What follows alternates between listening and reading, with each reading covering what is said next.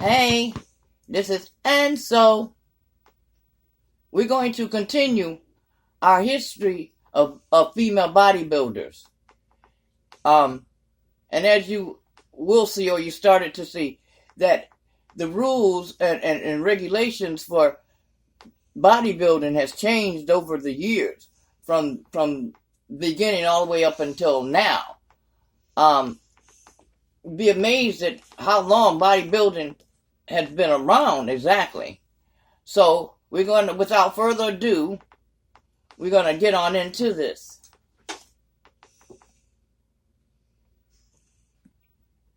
Welcome here. Today I'm going to start a series on female bodybuilding after realizing that I've only really been focusing on the history of male bodybuilding. I'm going to start with a look at the history of female strength and bodybuilding over time. Here we have essentially photos of famous figures from the bronze, silver, and I guess the golden era of strength and bodybuilding in regards to women. I think this is a very important part of history as well, because it's also helped us change the way we think and feel about women.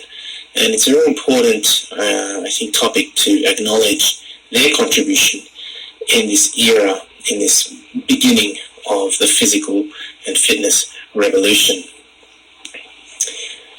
One of the first real popular, you could say, muscular beauties of the time, or strong women, was the Welsh strongwoman known as Miriam Kate Williams, or the stage name Vulcana. She was born in the later 1800s and died just after the war.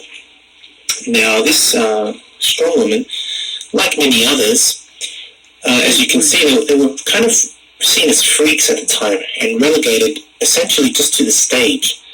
And I think it's really important to look back to this time, because these women, although relegated to the stage, their ideals were about female empowerment, and essentially they were just simply trying to break down the prejudices that surrounded them at the time.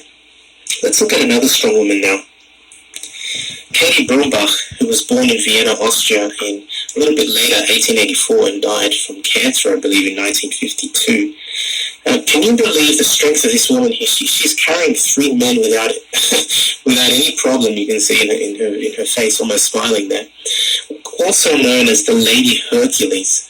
Katie Sandwina was her actual stage name, and the reason was that once she performed a strength feat where she defeated Eugene Sandow. Can you believe it?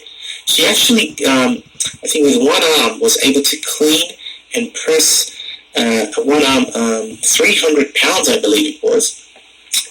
One arm or two arm, not sure, but it was definitely 300 pounds. Pretty sure it was one arm, with one arm. And Sandow tried the feat and couldn't do it. He actually got the weight up to his chest only. Hence, her name, her stage name, as the female version of Sandow, became Sandwina, the great Sandwina. Unbelievable, incredible power for this woman. We move now to, I guess, the silver era. Of course, the strong women are always, the strong men and strong women were part of the bronze era. So we move to a very well-known figure known as Abby Pudgy Stockton. Now, besides being absolutely gorgeous, this particular strength athlete was promoted strongly by Bob Hoffman.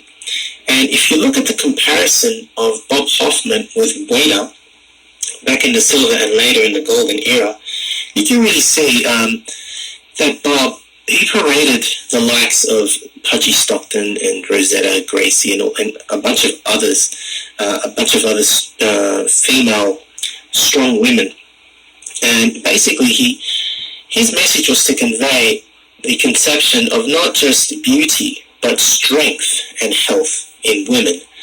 And it's very obvious because these photos don't show that whole sexualization of women that was very obvious in comparison to the Wader magazines, which we'll now see. When we look at Wader actually, of course he was also promoting health and fitness in his magazines, But you can definitely see the difference here in that he sexualized the female. Two of the most famous figures were obviously Val Nord, the Swedish-born secretaries from LA, who won many beauty pageants and was featured strongly in the late 40s and early 50s. And his later-to-be wife, Betty Wader, also known as the woman with the impossible waist. I mean, she had an absolutely ridiculous figure. I mean, look at her. She's this absolutely gorgeous blonde with a ridiculous hourglass figure. He, of course, went to marry her afterwards. And you can really see the difference between Wader's, I guess, sexualization of women, concentrating on their beauty and not necessarily on their strength and on, I guess, their fitness either. It was really more about beauty. Of course, when we now move to the golden era in the late 70s and early 80s, females started performing bodybuilding. They started getting into it. And of course, the most famous, you could say, ambassador of the sport in the more recent years was Rachel McLeish, the first Miss Olympia.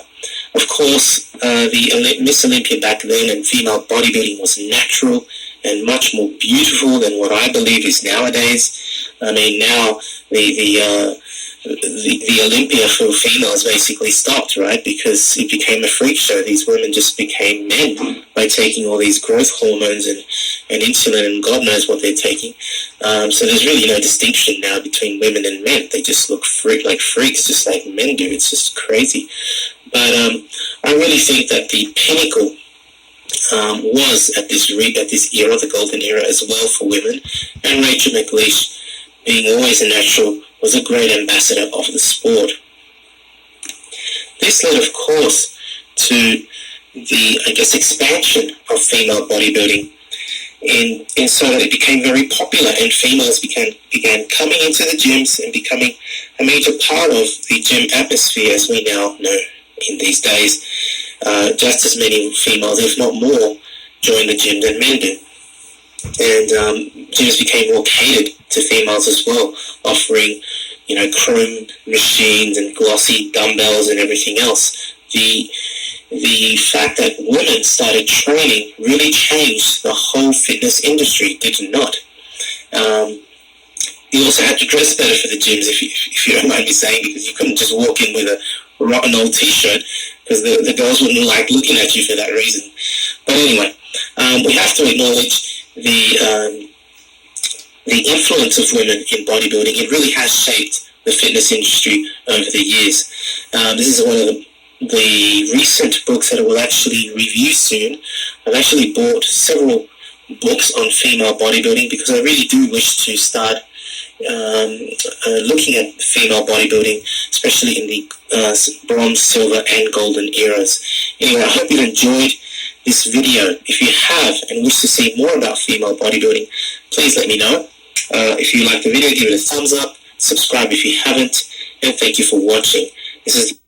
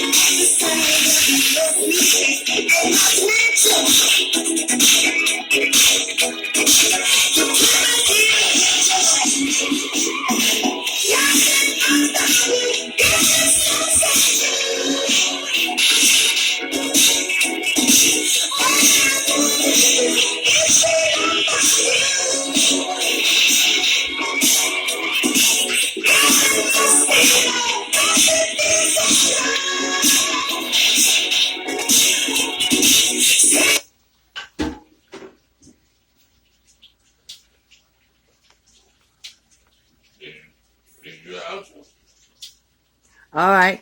That's all we have for you for today on that. We'll be back with more on these lady bodybuilders since they seem to take off.